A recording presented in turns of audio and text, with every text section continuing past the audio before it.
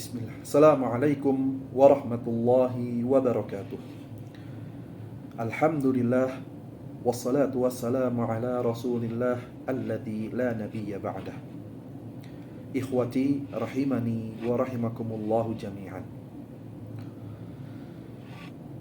Zakat merupakan kewajiban seorang muslim yang telah memenuhi syarat. Zakat ini perintah Allah Subhanahu wa taala dan merupakan salah satu rukun dari rukun-rukun Islam yang 5. Di mana Rasulullah sallallahu alaihi wasallam bersabda, "Bunyal Islamu ala khamsin." Islam dibangun atas 5 pondasi. Yang pertama adalah syahadat, yang kedua adalah salat, dan yang ketiga adalah zakat. Allah Subhanahu wa taala di dalam Al-Qur'anul Karim juga menyebutkan perintah zakat itu disandingkan dengan perintah sholat. Tidak kurang dari 28 kali. Di mana hal-hal ini menunjukkan betapa penting, betapa urgennya perintah zakat ini. Maka tidak selayaknya, tidak seyogyanya kita kemudian meremehkan terkait dengan kewajiban kita yang ketiga dalam agama Islam ini. Ketika seseorang telah masuk ke dalam agama Islam, maka yang dituntut pertama adalah ibadah badaniyah, yaitu sholat. Lalu ada ibadah yang terkait dengan harta. Oleh karena itu, ketika Rasulullah SAW mengirim Mu'ad ke Yaman untuk berdakwah, beliau memberikan wejangan agar yang pertama didakwahkan kepada mereka adalah untuk bertauhid. Kemudian yang kedua adalah untuk melaksanakan salat, dan yang ketiga adalah untuk mengambil harta-harta dari orang-orang kaya mereka untuk kemudian dibagikan kepada orang-orang fakir miskin mereka.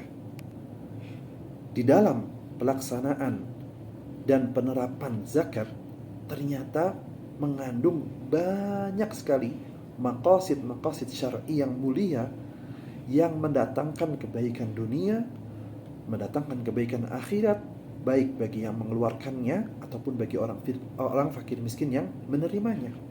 Di antaranya, yang pertama adalah itu melaksanakan zakat adalah bentuk penghambaan diri kepada Allah Subhanahu wa taala. Bukti penghambaan diri kita kepada Allah Subhanahu wa taala. Karena ini adalah perintah Allah, wa aqimus shalah wa atuz zakah. Dirikanlah salat dan tunaikanlah zakat. Ingat, zakat bukan pajak. Zakat bukan pajak. Zakat adalah bentuk ketaatan kita dan penghambaan dan ketundukan kita kepada Allah Subhanahu wa taala agar mendapatkan kedudukan yang mulia, mendapatkan pahala yang sempurna atau yang baik dari Allah Subhanahu wa taala. Kemudian yang kedua adalah mensyukuri. Ini adalah bentuk syukur kepada Allah Subhanahu wa taala atas kemurahan rezekinya yang diberikan kepada kita. Lalu yang ketiga, zakat ini dapat mensucikan. Apa saja yang disucikan? Yang pertama adalah orang yang mengeluarkan zakat itu sendiri. Disucikan dia dari dosa, disucikan dia dari kesalahan. Di mana Allah Subhanahu wa taala berfirman apa? "Khudh min amwalihim shadaqatan tutahhiruhum wa tuzakkihim biha." Ambillah dari orang-orang kaya itu harta mereka untuk kemudian dikeluarkan sebagai apa? Bentuk pensucian dan pembersihan diri mereka.